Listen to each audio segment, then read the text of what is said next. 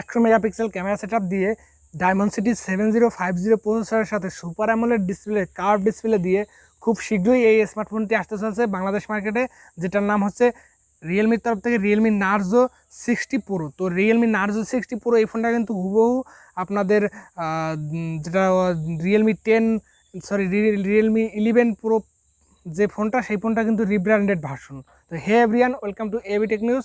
আর আজকে আপনাদের সামনে থাকছে রিয়েলমির তরফ থেকে রিয়েলমি আপনার নার্জো 60 প্রো এই ফোনটার ডিটেলস দিব। এই ফোনটা কবে আসবে, কী থাকছে কনফিগারেশন এবং কত টাকা প্রাইস সেগমেন্টে আসবে, এবং এই প্রাইস সেগমেন্টে এই ফোনটা কি নেওয়া ঠিক হবে। তো এই ফোনটা টুকটাক আপনাদের ধারণা দেবো আজকে ভিডিওটা। তো অবশ্যই স্কিপ না করে সম্পূর্ণ ভিডিওটা দেখবেন, এবং চ্যানেলে যদি নতুন হয়ে থাকেন তাহলে অবশ্যই সাবস্ক্রাইব করে দিয়ে পাশে থাকবেন, এবং আপনারা লাইক দিয়ে এই ভিডিওটা কন্টিনিউ শুরু করবেন।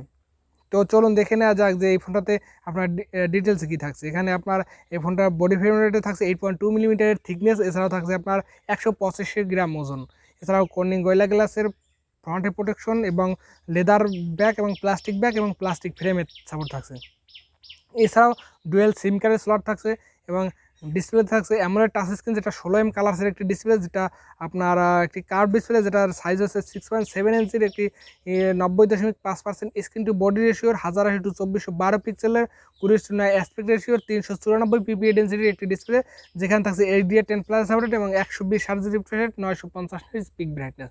তো ওভারঅল কিন্তু বেস্ট ডিসপ্লে এই বাজেট সেগমেন্টে। বাজেটটা আপনাদের বলে দেওয়া উচিতটা আসলে বাজেটটা যেটা 30,000 টাকার নিচে, যেমন আপনার এটা যখন আনঅফিসিয়ালি বাংলাদেশ মার্কেটে আসবে তখন 30-32 হাজার টাকা প্রাইস থাকবে। তো অফিসিয়ালি কিন্তু এটা 30,000 টাকার নিচে লঞ্চ করা হয়, বা আনঅফিসিয়ালি আপনারা কিছুদিন বাদে 30,000 টাকার নিচে পেয়ে যাবেন। তো 30,000 টাকার নিচে এই ফোনটা কিন্তু বেস্ট চয়েস হতে পারে আপনার জন্য। তো শুধু ডিসপ্লেটা ভালো তার মানে এই না যে আরও কিছু ভালো নেই। তো চলুন দেখে নেওয়া যাবে নেক্সটে কী কী ভালো দিক থাকছে। তো এই ফোনটা কিন্তু আপনাদের অ্যামোলেড ডিসপ্লে, যেটা কার্ভ ডিসপ্লে, কিন্তু বেশ ভালো মানের ডিসপ্লে থাকছে। ডিসপ্লে নিয়ে কোনো ধরনের কোনো কম্প্রোমাইজ করা হয়নি, কিন্তু এই বাজেট সেগমেন্টে one of the best display ব্যবহার করা হয়েছে, কারণ এখানে কার্ভ ডিসপ্লে বাজেট সেগমেন্টে কার্ভ ডিসপ্লে কিন্তু কোনো ব্র্যান্ড প্রোভাইড করতেছে না, শুধুমাত্র রিয়েলমি ছাড়া।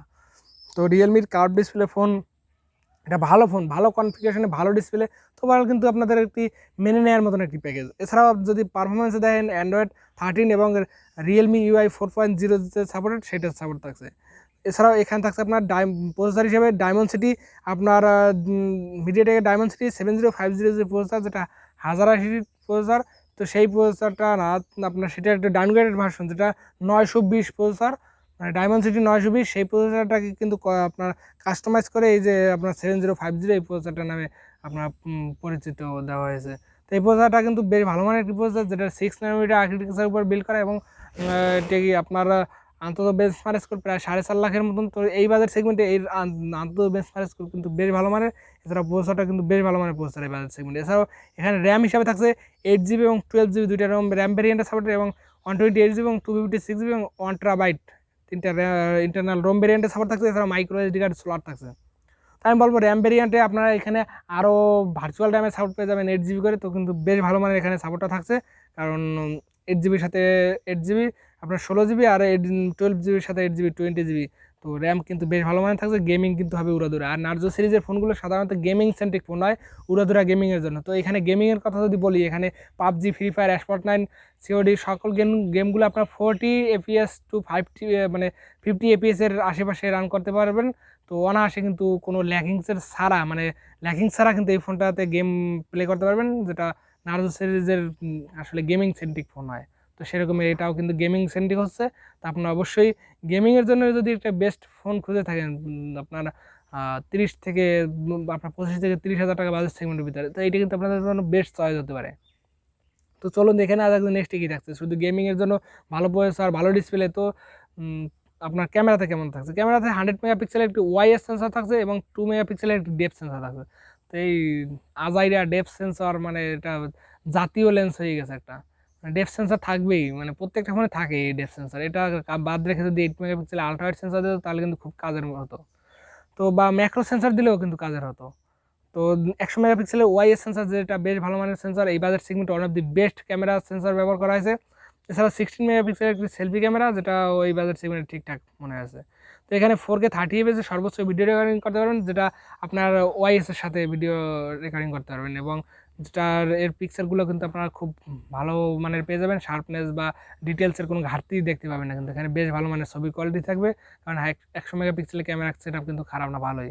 এর আগে আপনার রেনো 80 এই ফোনটাতে কিন্তু 100 মেগাপিক্সেলের সেন্সর ব্যবহার করা হয়েছিল, দেখেছিলেন। তারপরে কিন্তু রিয়েলমি 11 প্রো ওই ফোনটাতে ব্যবহার করা আছে, এবারে কিন্তু রিয়েলমি আপনার নার্জো 60 প্রো ওই ফোনটাতে ব্যবহার করা হচ্ছে আপনার যেটা 100 মেগাপিক্সেল ওয়াই সেন্সর, বেশ ভালো মানের সেন্সর। এখানে ক্যামেরা অ্যালগরিদম বেশ ভালো মানের, ক্যামেরা নিয়ে কোনো ধরনের কোনো কমপ্লেন নেই। এছাড়া ডুয়েল স্পিকার থাকছে এবং ওয়াইফাই 6 এর সাপোর্ট থাকছে, ডুয়েল ব্যান্ড হটস্পট সাপোর্ট থাকছে, ব্লুটুথ 5.2, জিপিএস, এনএফসি সাপোর্ট থাকছে না, USB type C port, OTG support থাকছে, ফিঙ্গারপ্রিন্ট সেন্সর থাকছে যেটা under display optical fingerprint sensor. তো রেনো আপনার অপ্পো আপনারা অপ্পো রেনো এইসব বলতেছি, তো রিয়েলমি আপনারা নার্জো 60 পুরো এই ফোনটাতে কিন্তু in display optical fingerprint sensor থাকছে, যেটা বেশ ভালো মানের এবং ফাস্ট অ্যান্ড অ্যাকুরেট সেন্সর, এবং ফেস আনলকে সাপোর্ট তো পেয়ে যাচ্ছেন। তারপর এক্সপ্রক্সিমিটার sensor, gyro sensor, proximity sensor, compass sensor, তো জাইরোস্কোপ সেন্সরও আছে এখানে আপনার গেম প্লের ক্ষেত্রে খুব ভালো মানের আপনার হার্ডওয়্যার বেস জাইরো সেন্সর, যেটা আপনার গেমিংয়ের ক্ষেত্রে ভালো একটা স্মুথনেস বা ভালোটা পেয়ে যাবেন। এছাড়াও এখানে কিন্তু থাকছে লিথিয়াম পলিমার নন রিমুভেবল একটি 5000 mAh ব্যাটারি, আর যার সাথে থাকছে 67 ওয়াটের ফাস্ট চার্জার। আর এই চার্জারটা দিয়ে এই ফোনটাকে চার্জ করতে প্রায় আপনার 40 মিনিটের মতন সময় লাগবে। তো 40 মিনিট সময়ের ভিতরে যদি ফোনটা চার্জ করে নিতে পারেন তাহলে কিন্তু খুব ভালো মানের একটি সেটআপ হচ্ছে। এছাড়াও এর কালার হিসেবে থাকছে অরেঞ্জ আর ব্ল্যাক, তা কসমিক্স ব্ল্যাক আর হচ্ছে মার্স অরেঞ্জ, তো দুইটা কালার ভ্যারিয়েন্টে থাকবে, এবং যার প্রাইসটা অফিসিয়ালি বাংলাদেশ মার্কেটে যেটা 35,000 টাকা বাজেট সেগমেন্টে লঞ্চ করা হতে পারে।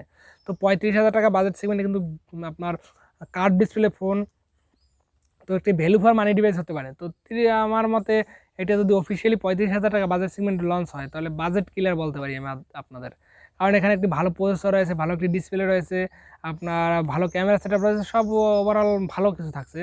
তো সেটআপটা কিন্তু ভালো, এটা যদি আনঅফিসিয়ালি আপনারা 30,000 টাকার নিচে পেয়ে যান তাহলে কিন্তু বেস্ট চয়েস হতে পারে। তো এই ছিল আজকের এই নার্জো 60 পুরো এই ফোনটার ডিটেলস রিভিউ এবং আপনার ফুল রিভিউ বললেই চলে। তো কেমন লাগলো অবশ্যই কমেন্ট করে জানাবেন, এবং নেক্সট ভিডিও দেখার জন্য অবশ্যই সাবস্ক্রাইব করে পাশে থাকবেন। তো সবাই ভালো থাকবেন, সুস্থ থাকবেন।